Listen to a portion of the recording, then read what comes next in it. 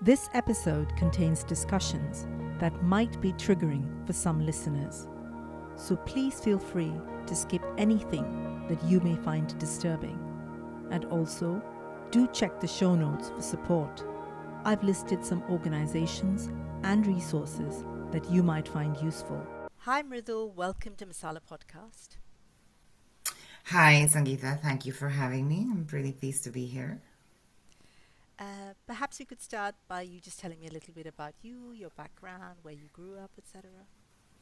Yes, I grew up in India in a city called Pune, and I grew up in what I would call a 20-minute neighborhood, which is, like quite the thing at the moment. Everybody wants to live in a 20-minute neighborhood. And I was just thinking about it the other day, and I grew up in a really small radius of, my life didn't stretch more than a radius of 2 kilometers most days of the week. So I grew up in a very sort of traditional bungalow with my parents. My mum is a Zoroastrian Iranian and my dad is a Sindhi. So I grew up in a sort of mixed faith family with my siblings. And I lived in Pune, well, except for 6 months, till 2004 before I moved to Scotland. I worked as I currently do, I worked in the violence against women sector. After I moved to Scotland, I went to university here, did a master's, and then after graduation started working in that movement, and I've been there ever since. But also, just to go back to my life in India, I am a trans woman. I transitioned in Pune. I lived on the same street and transitioned on that same street all my,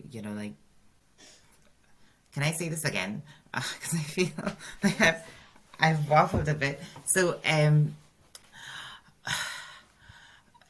going to start again because my mind has suddenly gone all foggy.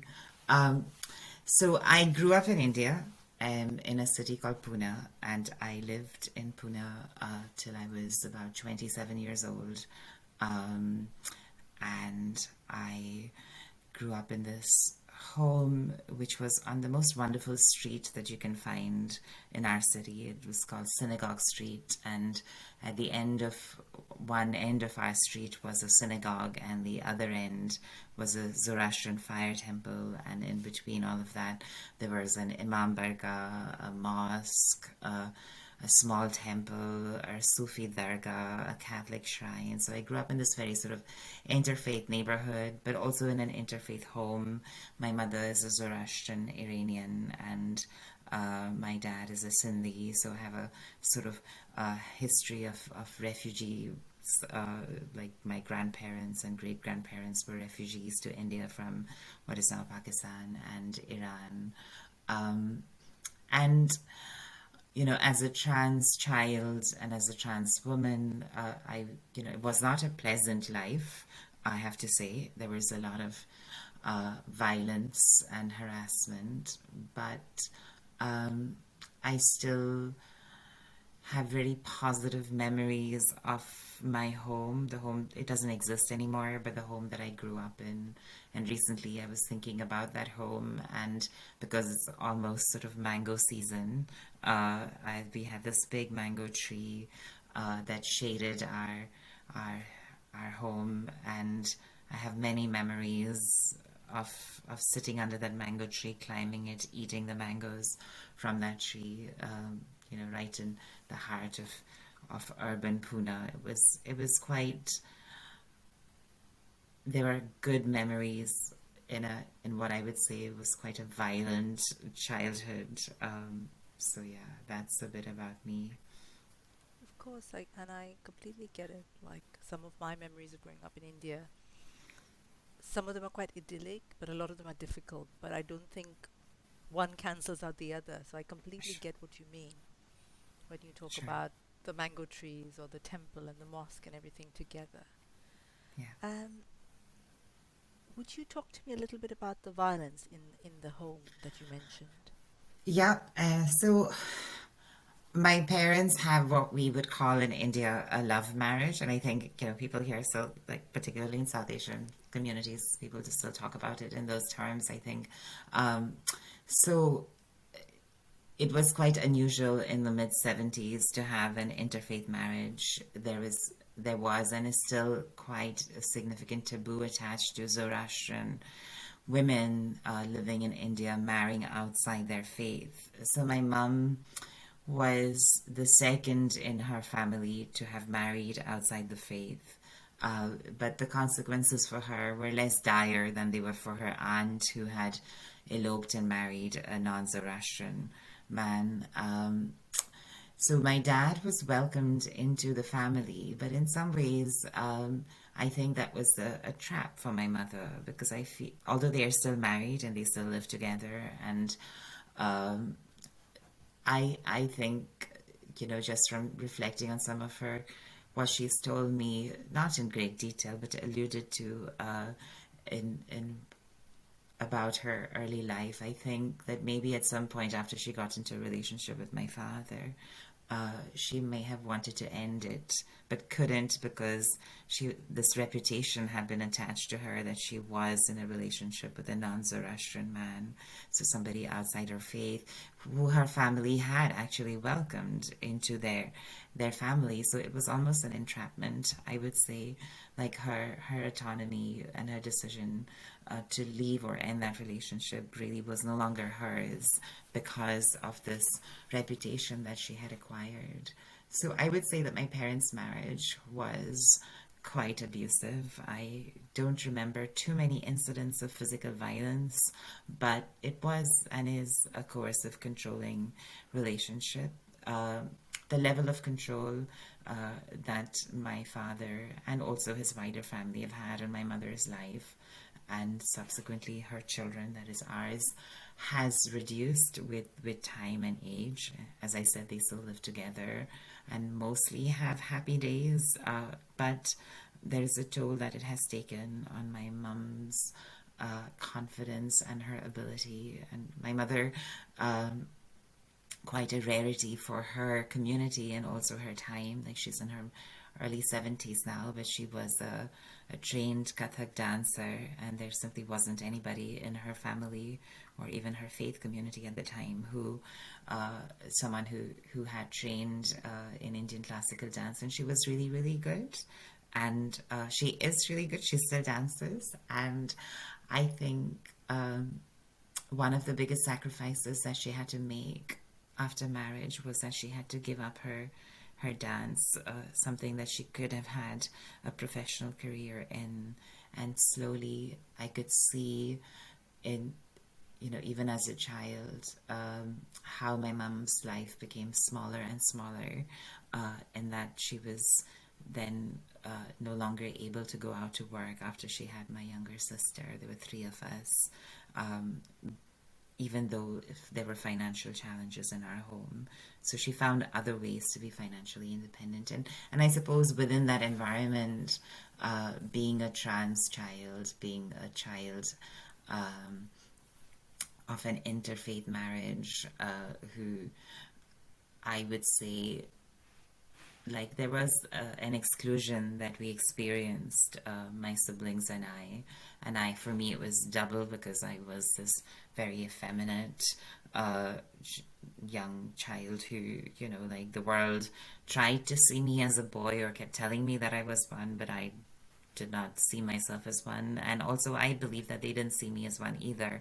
It was just that is what was expected, because of my, what lay between my legs, really.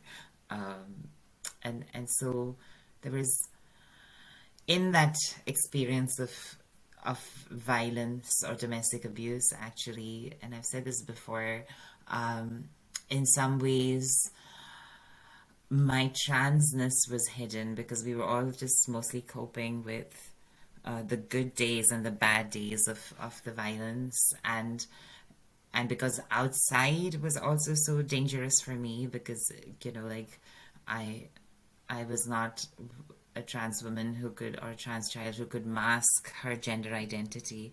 Like, I really wore it and expressed myself as I was.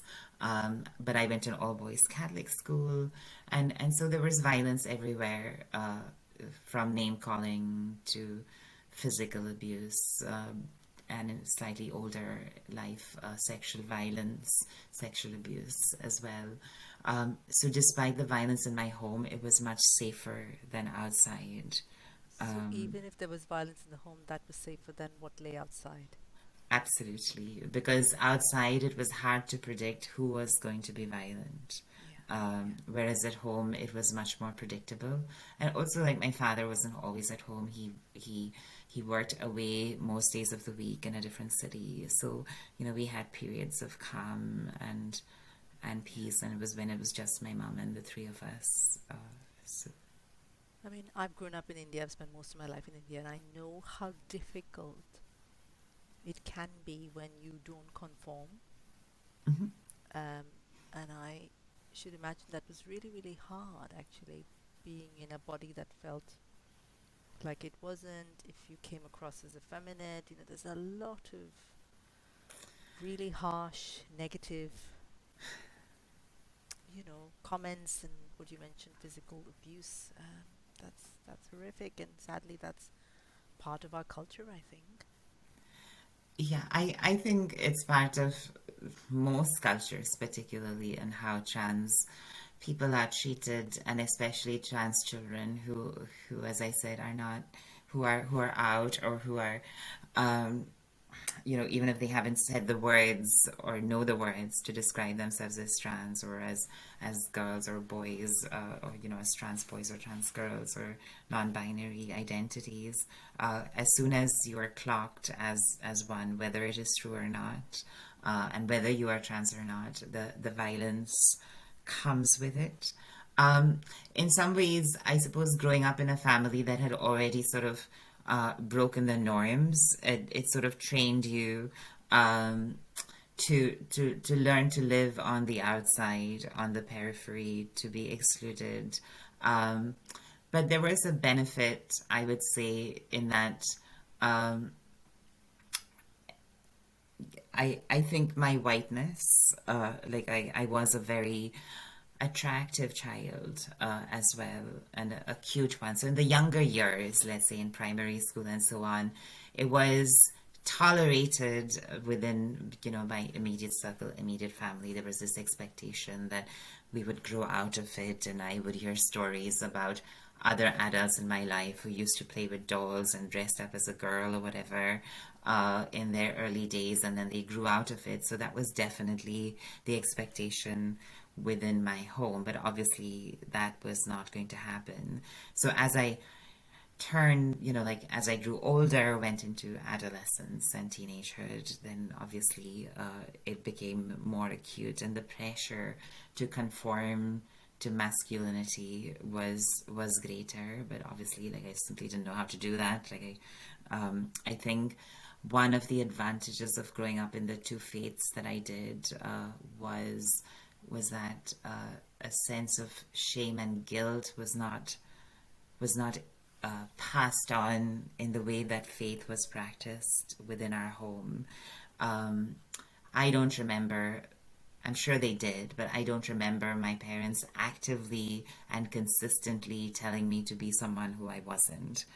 Occasionally, yes, but it was not a consistent message. I didn't feel like I was excluded from whatever love that they had to give me in whatever way that they gave me, despite the domestic abuse. Like, domestic abuse is so complex; it's always sort of mixed up with love and affection and so on. I don't remember them telling me not to be who I was, consistently. Occasionally, yes. But yeah, I was denied opportunities. I was denied, the experiences that I wanted, to have for myself as a young person, because they were not deemed, masculine, let's say. Do you remember, Mridul, the first time you thought about transitioning? Do you remember that? Yeah, I do. I think it was. I don't know if you remember, Sangeeta, like there was this program that used to come on a Friday with Prannoy Roy, World This Week. Yes. Yes, Yes, yeah. I used to be So, glued to it. It was like yeah. I used to feel really intellectual watching it. Yeah, so it was a very popular program. I suppose in quite a few English-speaking households. So like I think it was on a Friday that it would be on, and at that time there was a story of, I think, the woman who acted, maybe she died recently, who acted in the James Bond movie, a trans woman. And that was my first sort of real visual of somebody who had transitioned in the way that I would have liked to transition. And I can't remember how old I was. I must have been around, well, definitely under 10 or close to 10 years old. And so it was at that time there was this idea that, oh, this is possible.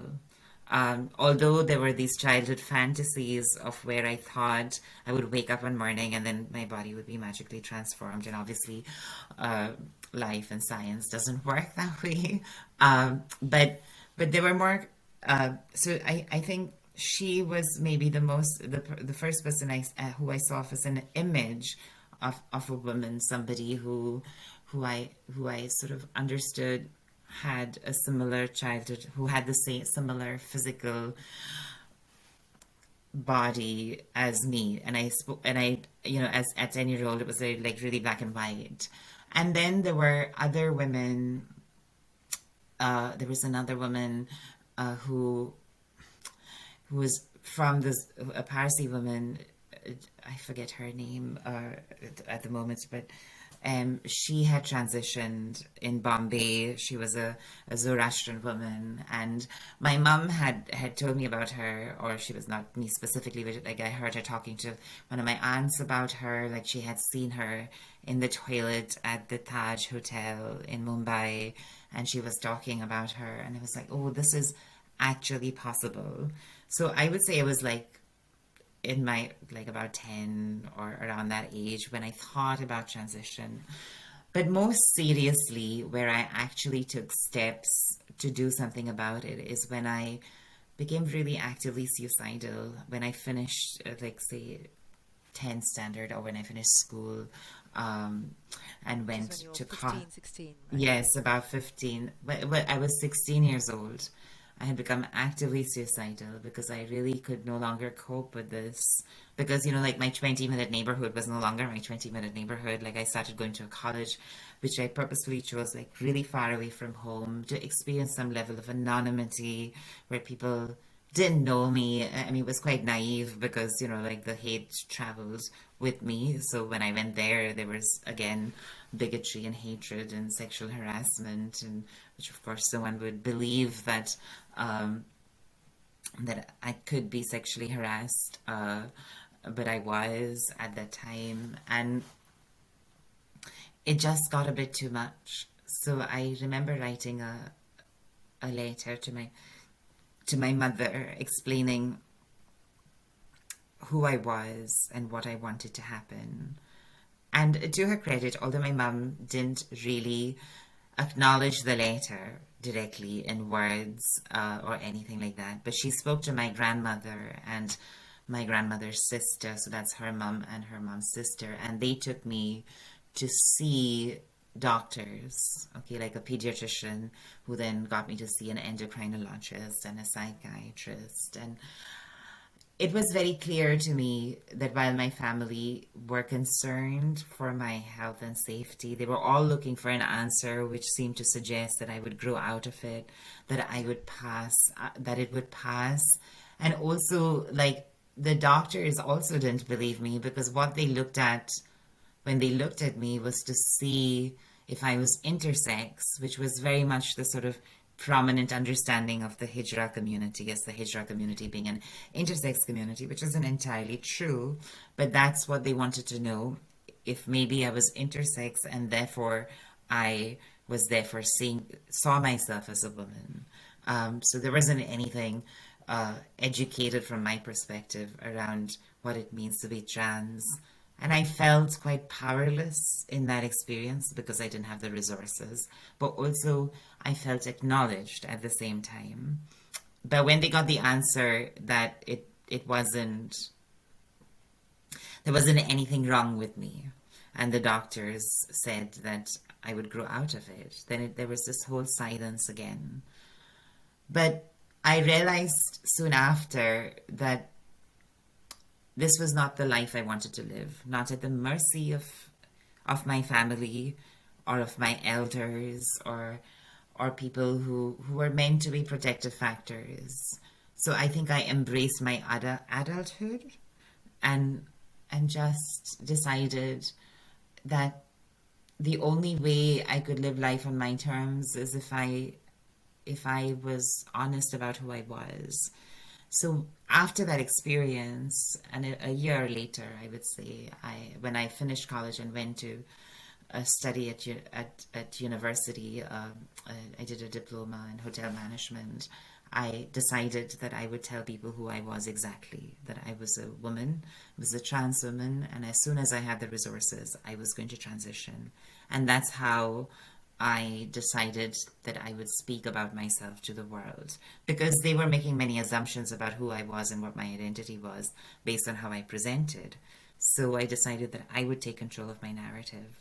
And life changed quite dramatically after that, I have to say. I remember when we last spoke, you said something that really stuck with me. You said at that point you managed to get a job in a call center, Hmm. and you also managed, so therefore finances, and Hmm. also you managed to find somebody whose husband was a doctor who helped you on this journey, and it kind of felt Yes. quite like it was meant to be. Uh-huh. Things seemed to come together. Yeah. Was that And what it was like? it it was, I mean, this was so the decision to come out as a trans woman without actually making any physical changes to my body was like at about 17, 18. um, and then until I was about 21, I had this fantasy in my head that I'd read an article which suggested that it costs a lot of money. It was like 60 lakh rupees, which is like 60,000 pounds in today's money, which was even then like, oh my God, like it was, That's a like, lot of money at that point, yeah, yeah. like my dad earned like 2,000 rupees a month. There was no way I would ever have that kind of money. And then I had this notion that I would have to wait till my parents died before I did this. But this was like very Bollywood, very South Asian sort of ideas Yeah. about having to wait to live your full life. And I abandoned that quite by the time I was 21 because it was just silly and stupid.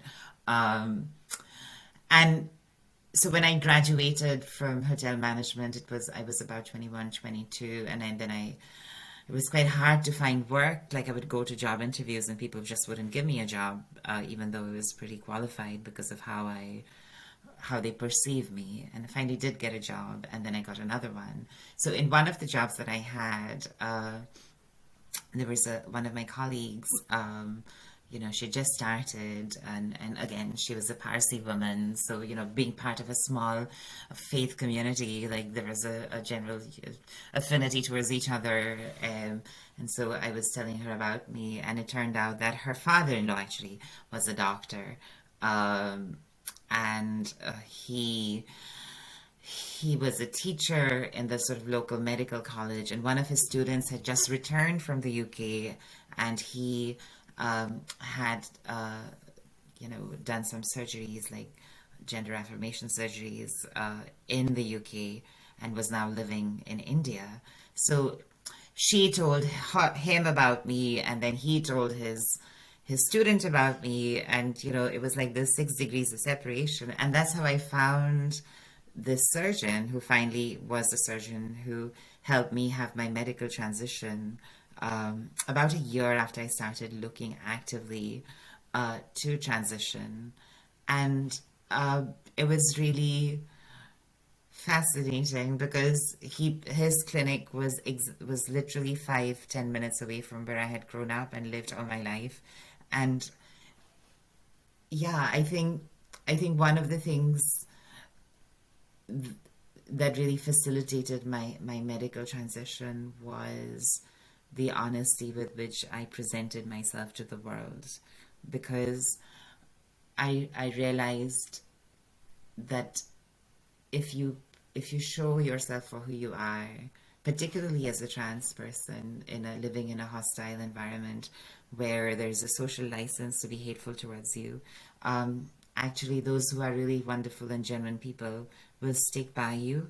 And the gift of coming out and being open about who I was as a person, as a trans person, allowed the people who then stayed in my life, my friends, my close colleagues, and so on, to see me as more than a trans person. And that allowed me to find the help that I needed in a system. This is like in the early days of the internet, like it was like 2001 when I transitioned.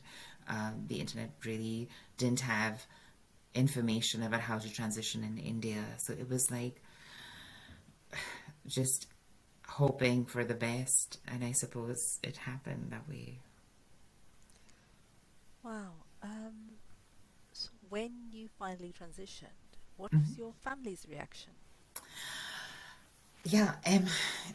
So over the years, I definitely changed the balance of my relationship with them. So because I had become financially independent and they knew that I lived life on my terms, even though I lived in their home, it was all very respectful and loving. But there was a real mental block for them around this transition. And they had, in fact, the psychiatrist who did this sort of psychiatric evaluation, which was needed to be able to have the surgery, had asked to speak to my parents, and they were very clear to me that it wasn't because they needed to double check or verify my story as it happened in a previous experience with the psychiatrist.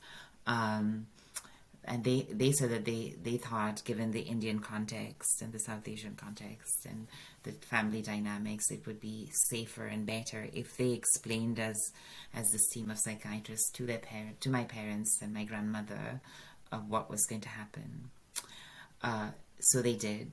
And then after that, my parents had called this family meeting, which I was subjected to, like an intervention. And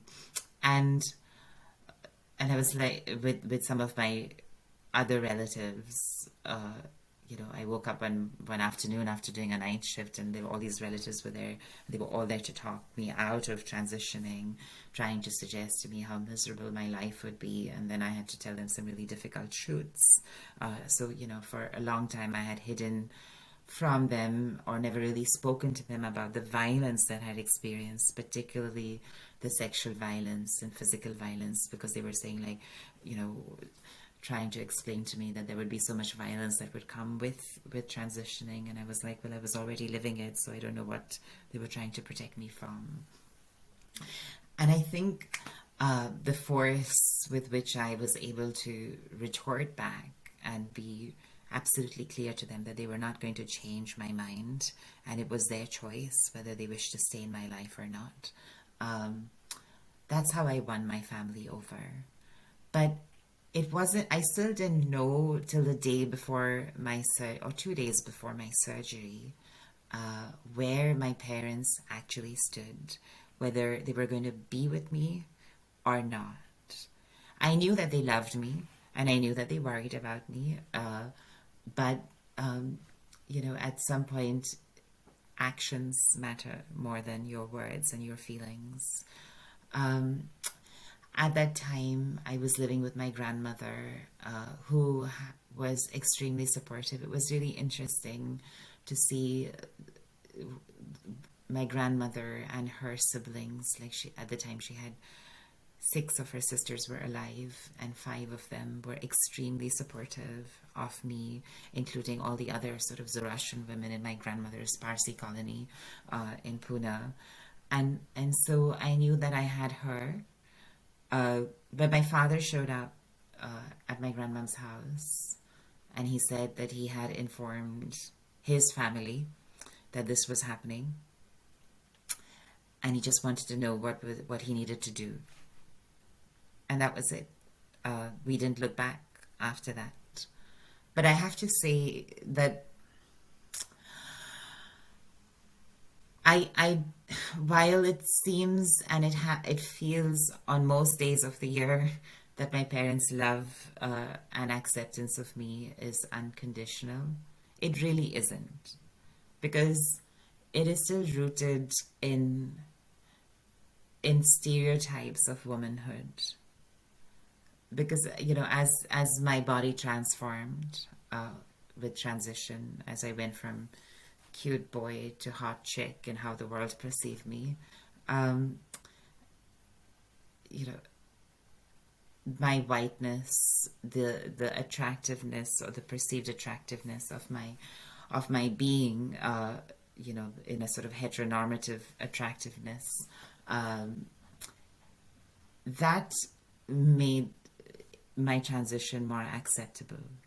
But if I had not been able to leave the masculinity of my body behind, because while it's quite hard to explain transness, but one way of explaining it is like your soul, your inner being, your view of the world, my view was very woman, and it was my womanhood. Obviously, it's not the same womanhood as yours or someone else's, but it was my womanhood.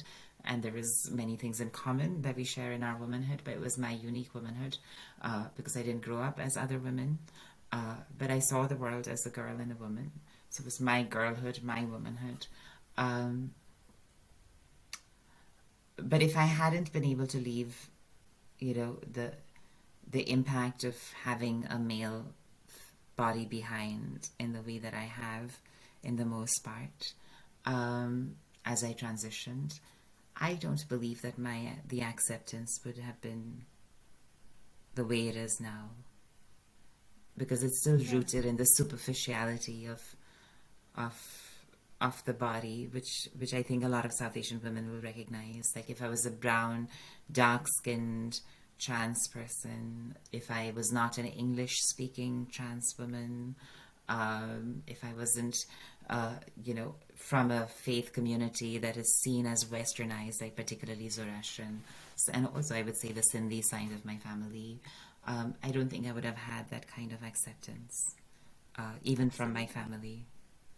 Absolutely. And I know, having spoken to other people, that say if you're a dark-skinned person, say your family is poor, say if they don't have access to, I don't know, the internet, to textbooks, to things like that, it's a much, much harder journey, I think. So I absolutely hear what you're saying. I mean, class played such a significant role. So while I didn't grow up in money or with money, but we did have access to decent education. There were, there was a history of wealth in my family. It's just that my immediate family didn't have it. So we had those kind of social connections that come with being from the faith community that I was, like the Zoroastrian faith community. There were social capital from being part of a family that has a history of wealth, of living, like in a big home. Like, I lived in a really big house for low rent, but there were these perceptions that gave you social capital. And if I didn't have any of those things, I wouldn't be sitting here speaking to you the way that I am. It's really clear to me. Absolutely, absolutely. And I wonder if we could speak about violence, Mm-hmm. because it feels like, just hearing your story and reading about you, that the violence that you perhaps experienced when you were in a body that didn't feel like yours, being born male and, feeling female, and then the violence that you experienced at home within your parents, I'm sure has informed the work that you do today. Yeah. But I wonder, I think it's important for people to hear what that lived experience feels like. Yeah. I have to be honest, I'm not sure if I fully addressed the impact of the violence that I've grown up on in my life.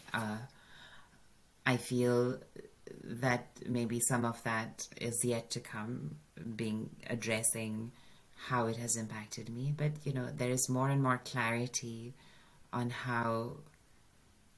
on who you have become because you have experienced violence.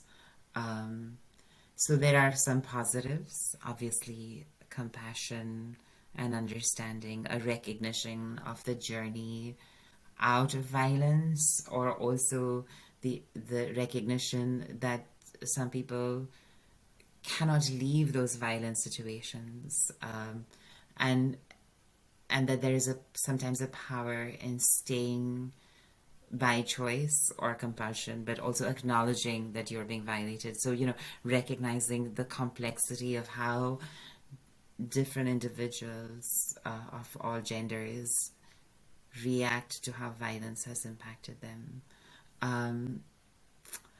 I think the uniqueness of being a trans person who's experienced domestic abuse or sexual violence and sort of violence in the community, where no one in your community is safe, like you don't know if they're actually going to become violent or not, and this is like the common experience of womanhood, because there's so many women out there who in our lives, particularly in South Asia, or South Asian women even here in the UK, who are led to believe that any man outside the home is violent. And like if you look at our experiences of stranger violence, it's not unusual for us to risk assess every relationship to see, how do I know this man is not going to be violent to me? I think what was different for me is that I was also having to assess, how do I know that this woman is not going to be violent to me, because of being, before transition, I have to say, of being on that periphery. And feminism has come a long way since those days, but like not knowing who was safe. Yeah. But I suppose what is different about being trans and this risk assessment that most or almost all women I know do in relationships, particularly with men, whether it is a relationship of buying from a store regularly, is this man going to make a pass at me because I've laughed with him at the corner store, the local Asian shop here, was that once they realize that you're trans, they reveal themselves so easily. They show they play their cards really quickly, because there is still a social license, I would say, across all societies, to be harmful to trans people. So in some ways, that risk of violence was also a gift, in that it was, I saw through quicker who was going to be who was safe and who was unsafe. Whereas I think for others, it might take a little bit longer, because people, they don't reveal their harmful selves immediately. It takes a while. So that's some of the impact. But then there is also the impact of disassociation, of disconnecting, and I have to cope with that, which is like a trauma, the impact of trauma. Like I find myself often disassociating in situations as soon as they become slightly stressful. So I have to really work hard to stay grounded, to stay connected in the present, because the only way to cope with on-street violence, when you're experiencing violence every day, abuse every day, whether it's in the classroom, at school, from your peers, or walking down the street, in like the disadvantage of living in a small neighborhood, in a small world, where the geography of your world, of your childhood, is so limited and small, is that everybody knows you.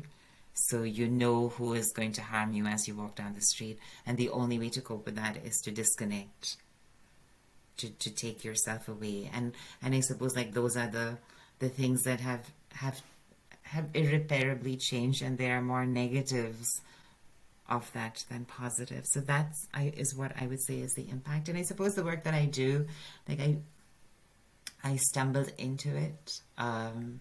I definitely did not come into working in the violence against women sector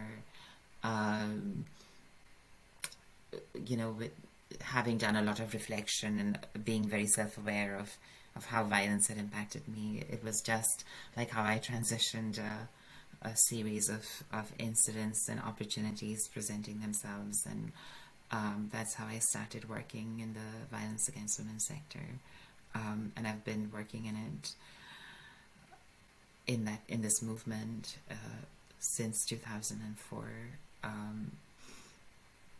and it's a really most of my career has been working with Black minority ethnic women specifically, and trying to break down barriers, systemic or even individual barriers that professionals present in how minority ethnic women can access services, domestic abuse or sexual violence services.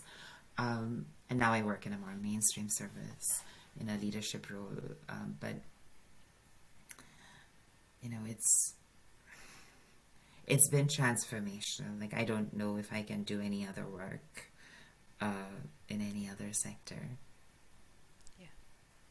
I think when you were talking, I was thinking that sometimes, this is true of my life as well, and I suspect it's true of yours, that sometimes we instinctively, without thinking, go to the thing that we're meant to do, the thing that's supposed to help us in our own journey. Like, I see that in my work, and you as well, I suspect, having grown up with violence, whether that's outside because of your gender or within the home, then seek to spend your life helping other people who've experienced what you've experienced, because you know too intimately how hard that is, I think.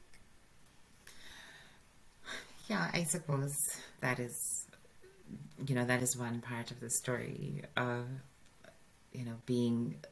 Being part of that journey for those who are recovering or hoping to have a different life after abuse or because of abuse. Like, there's so many ways of describing this, but just being able to enable that journey or being part of it, there is something really you receive something out of it, as much as I hope that that survivors who are on that journey of healing and recovery do as well.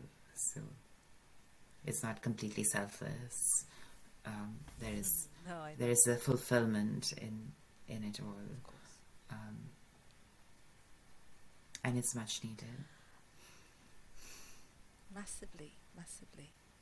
I was going to ask that within your various roles, whether it was with the helpline or the Rape Crisis Centre, how would you say the experience is for anybody who's marginalized? So whether that's your ethnicity, whether that's your sexuality, whether that's, I feel like it's a lot harder.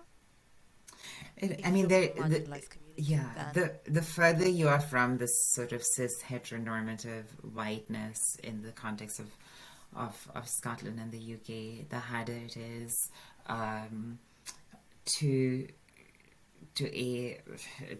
access services, to hear and recognize that what's happening to you is unacceptable as well, because I'm just thinking at the moment for South Asian women, in that there are so many messages of oppression that we are living with, that we receive. Most women do. I don't think any woman is free from those oppressive messages, but in a society where you are, which is largely racist, which talks about no matter how many generations you've been here for, still sees you as an immigrant, then your experience of oppression and interpersonal violence becomes harder to recognize, because the stories that are being told around you, and that is changing, I have to say. Like, it is, I feel it is getting better. It is much better than since I started working in this movement, but there is still, you don't see much of you being shared and told, and that some of your experiences of violence are spoken about in as cultural, as just how it's supposed to be, when it doesn't have to be like that. Like not all South Asian families are abusive. They know that, we all have a different relationship with our culture and tradition, and all of those things are constantly challenged and reformed. But when the majority are being catered for, uh, whether it is within those services or whether it is in policy design or whether it is in service to the planning of what services get funded and what don't, then it's harder, whether it's because of your gender identity or your ethnicity or any other disability or the intersection of all of those things and other marginalizations, for you to access those services, for you to reach out. But also, there is a history of our services not being able to reach in to the communities, that it hasn't for a long time been a priority, or it hasn't been done in a systematic way. And it isn't always because there hasn't been intention within those organizations. I think it's because there are lots of reasons, but one of them, I would say, is that most violence against women's services across the length and breadth of this country are fighting for their survival almost every year because funding is so insecure.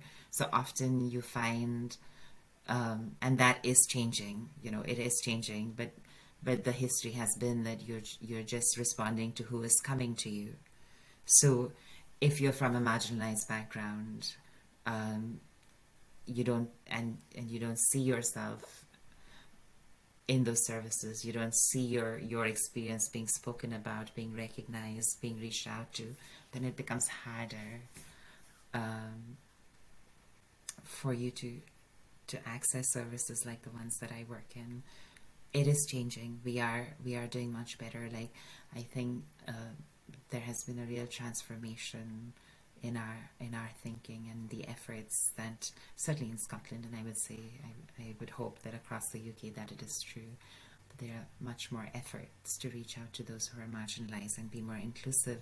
And when we are planning our services, to think about those who are excluded from the beginning, which is the hope, the suggestion of, that's what intersectionality is really about.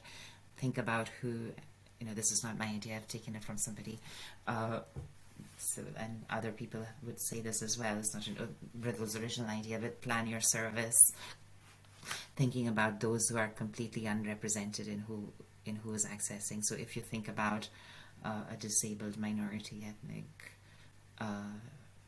lesbian, non-binary person, and plan your service for them, then hopefully you will see them within our services.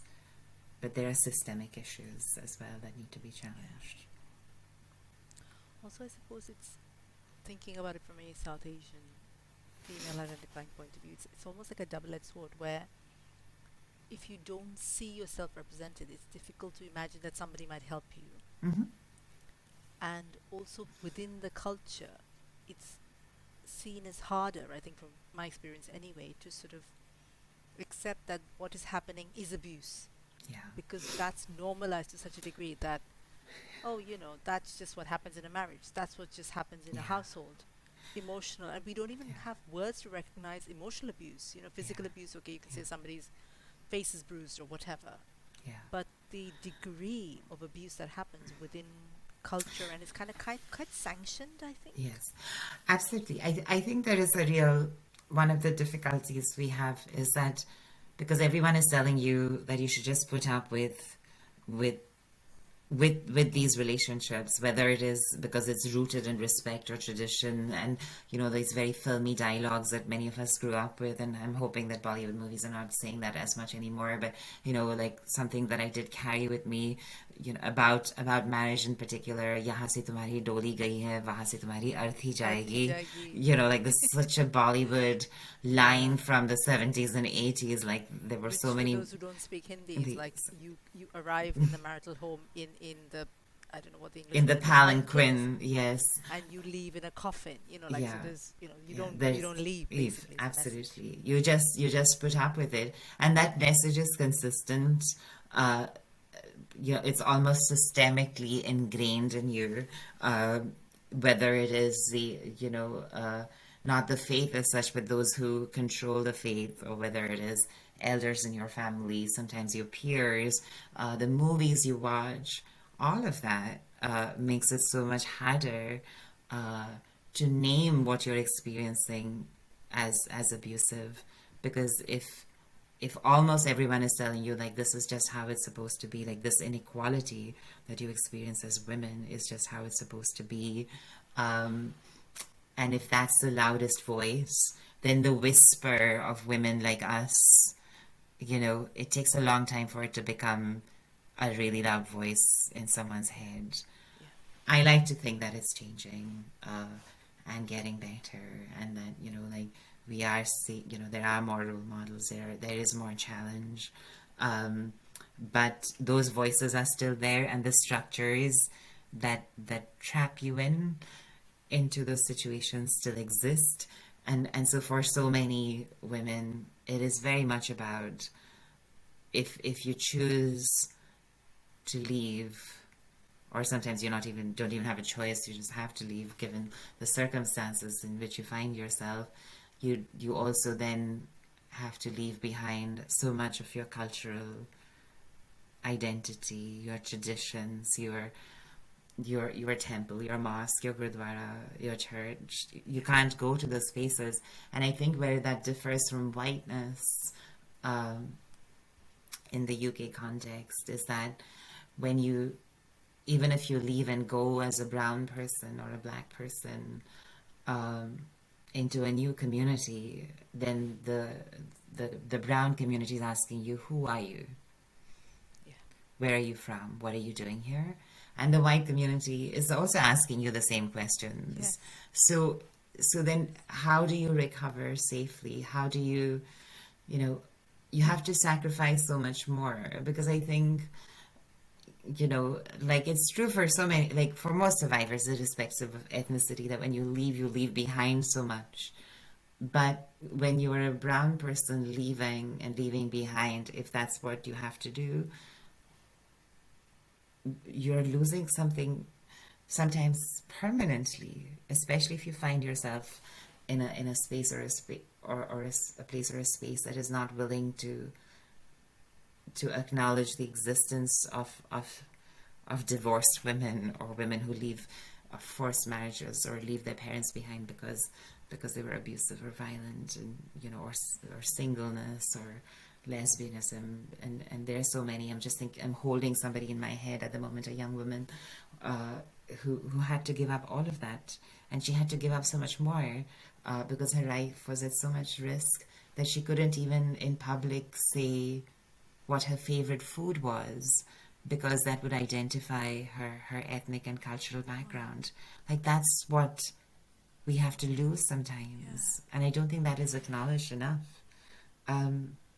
But saying that hundreds and thousands of women in this country do that every year, they walk out of and end these relationships and embrace themselves and center themselves and think of themselves as valuable, as important. And when you do that, I think the world might begin to see you as valuable and important. Not always, but the hope of that is there. Absolutely. That's really powerful, isn't it? To think that act of leaving, which feels dangerous, which feels difficult, which feels all of these things. It is dangerous. Yeah, it is, not just feels, yes. But when you do that, the power that comes with it, I think, is, I don't know if we acknowledge that enough.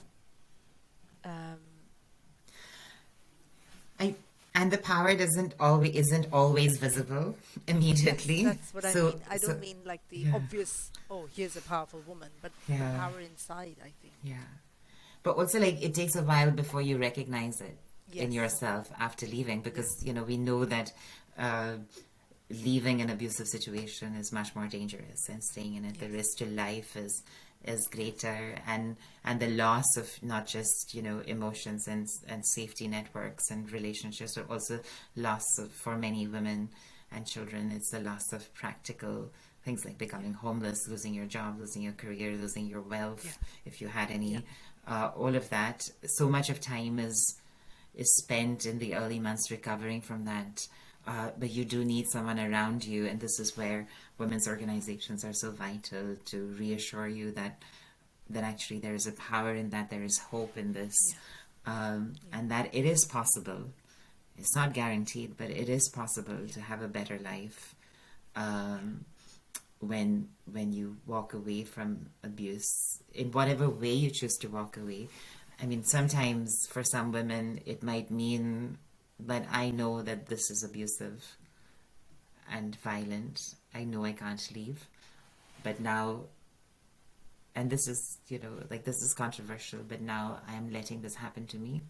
And there's a power in that too, I think. Like, I think we should acknowledge that, Absolutely. because I grew up with a whole generation of women who, around me, not just in my family, but in my community, or you know, in this small geographical world that I lived in, who were in awful situations, but they were powerful despite that.